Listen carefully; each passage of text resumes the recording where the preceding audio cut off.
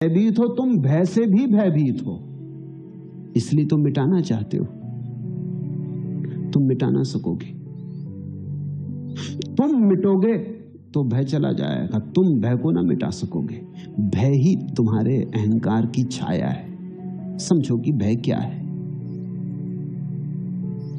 तुम जानते हो मौत होगी, इसे तुम झुटला नहीं सकते।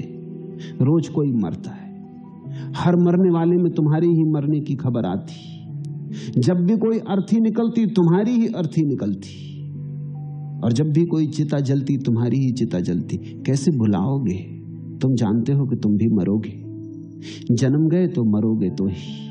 ये देह तो मरण सैया पर धरी है, ये तो चढ़ी है चिता पर, ये तो तुम रोज मरते जा रहे हो। भयभीत कैसे ना होगे? ये डर तो खाएगा, ये तो घबराएगा कि मौत करीब आ रही, पता नहीं कब आ जाए, कभी भी आ जाए, किसी भी क्षण आ सकती। इस जीवन में एक ही चीज निश्चित है, मृत्यु, और तो कुछ निश्चित नहीं है। इस निश्चित मृत्यु से तुम घबराओगे कैसे ना? घबराओगे तो ही। ये बिल्कुल स्वाभाविक है। तुमने शरीर को समझ लिया मैं, तो मौत होने वाली, मौत होगी तो भय होगा। तुमने मन को समझ लिया मैं, और मन तो शरीर से भी ज्यादा अस्थिर है, क्षण भर भी वही नहीं रहता, बदलते ही जाता है। पानी की धार है, अभी कुछ। सुबह प्रेम से भरा था, दोपहर घृणा से भर गया। अभी अभी श्रद्धा उमग रही थी, अभी अभी अश्रद्धा पैदा हो गई। अभी अभी बड़ी करुणा दर्शा रहे थे, अभी अभी क्रोध में आ गए।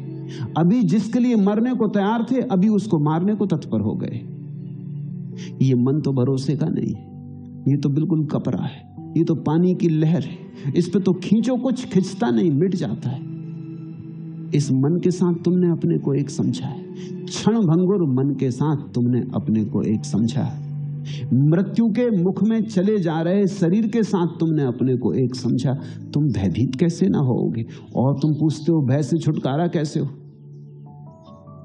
भय स्वाभाविक है। भय तुम्हारे भ्रांत तादात्म्य की छाया है। जिस दिन तुम जानोगे कि मैं शरीर नहीं, मैं मन नहीं, उसी दिन तुम जानोगे कि भय गया।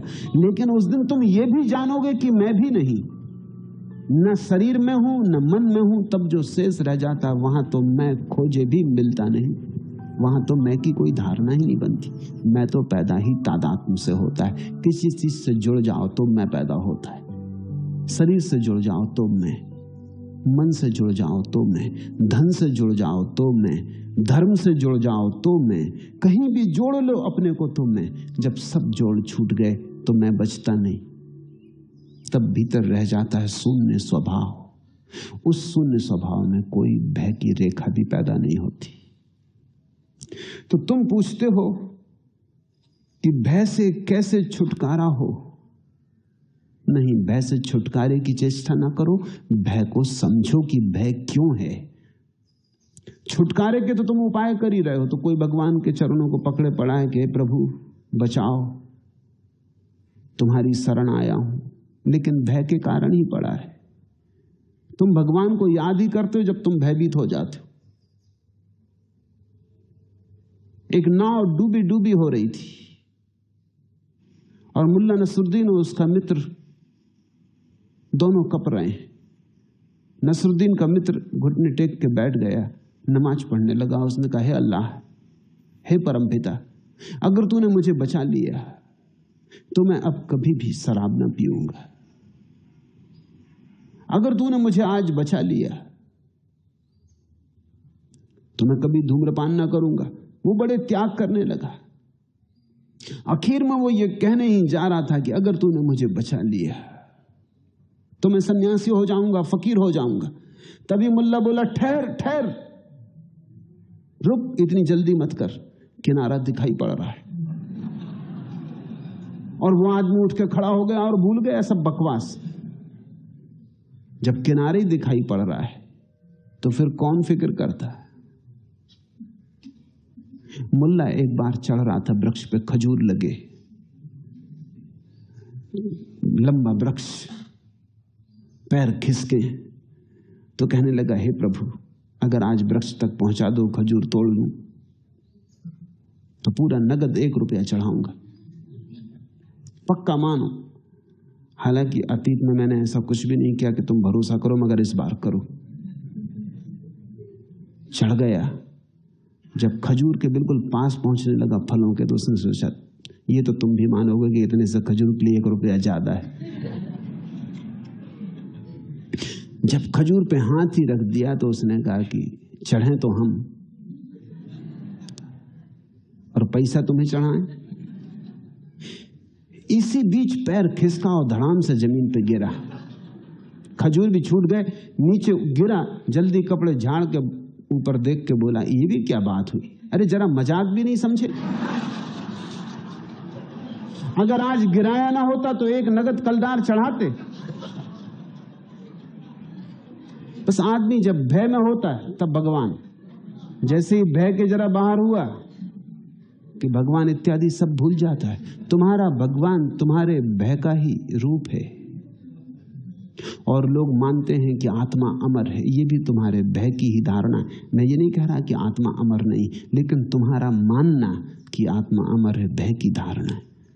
डरे हो मौत से तो कहते आत्मा अमर है, कप रहे हो।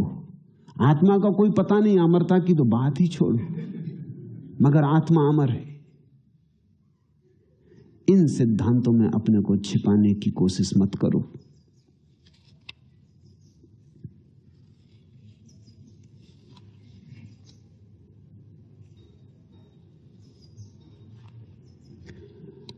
भय से मुक्ति संभव है भय को जानने के द्वारा।